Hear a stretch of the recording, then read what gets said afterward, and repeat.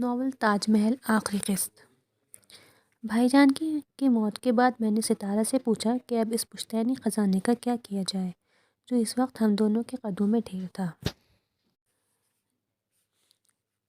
جس کے سجانے کی تمنا کبھی ہم دونوں کے دلوں میں تھی۔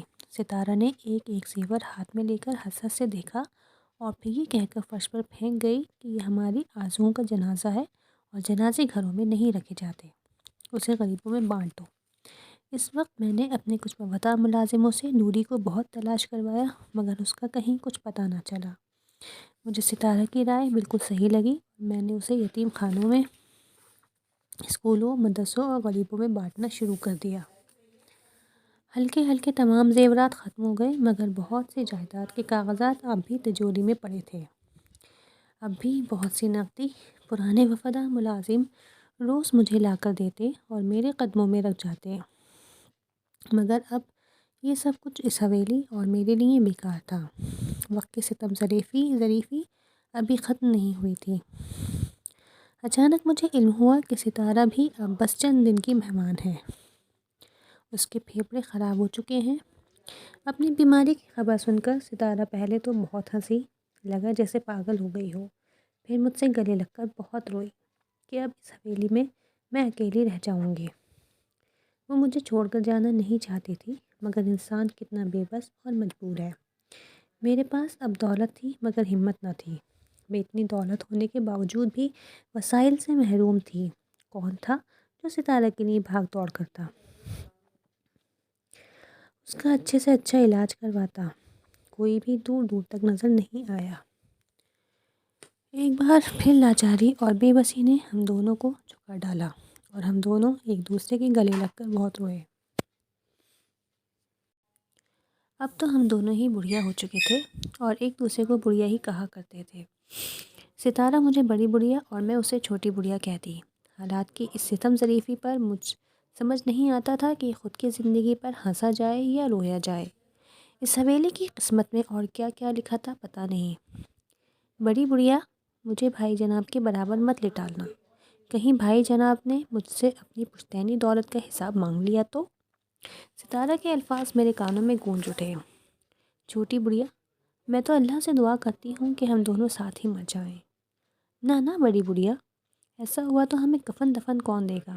میں ہی تمہارے ہاتھوں زمین کے سینے میں اتاری جاؤں گی۔ بلاوا تو آ ہی چکا ہے، بس جانے کا وقت ابھی نہیں آیا ہے۔ ستارہ کے الفاظ نے شاہین بیگم کو اٹھا کر بٹھا دیا۔ ان کے سامنے اب ستارہ کی موت کا منظر تھا۔ ابھی 1 ماہ پہلے ہی تو رخصت ہوئی ہے وہ۔ ایک دن انہوں نے کروٹ لے کر ستارہ کو ٹٹولا تو دیکھا کہ اس کا بستر خون سے بھرا پڑا تھا اور وہ رخصت ہو چکی تھی۔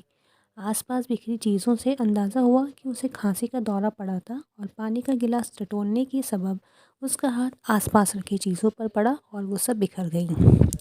بس اسی لمحے وہ دنیا سے بھی رخصت ہو گئی۔ اس کے تو جنازے میں بھی شریک ہونے والا کوئی نہ تھا، صرف حویلی کے 2 ملازم اور ایک شاہین بیگم۔ خود ہی بہن کو غسل دیا، ملازم نے قبر کھودی اور انہی کی مدد سے ستارہ بیگم بھی اپنے حصے کی زمین میں اتار دی گئیں۔ اللہ اکبر، اللہ اکبر۔ صبح ہونے کا اعلان ہوا۔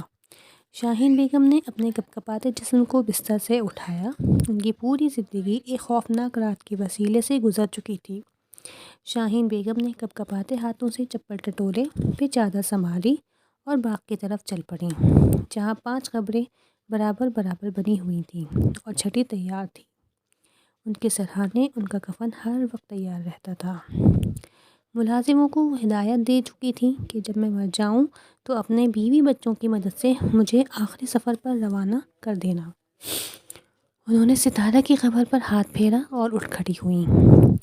پاؤں پھٹ چکی تھی، آسمان صاف نظر آ رہا تھا۔ حویلی کی قداور دیواروں نے انہیں چاروں طرف سے پکڑا ہوا تھا۔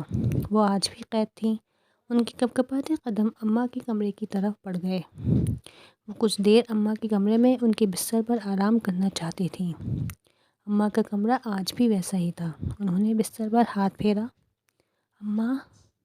انہیں مرتی ہوئی اماں کی یاد آ گئی اور ان کے الفاظ ان کے کانوں میں گونج گئے جو انہوں نے بھائی جناب سے کہے تھے۔ بیٹا، یاد رکھو، حضرت عمر کا قول ہے کہ نظام وراثت کو سیکھو، یہ نصف علم ہے۔ ختم شد۔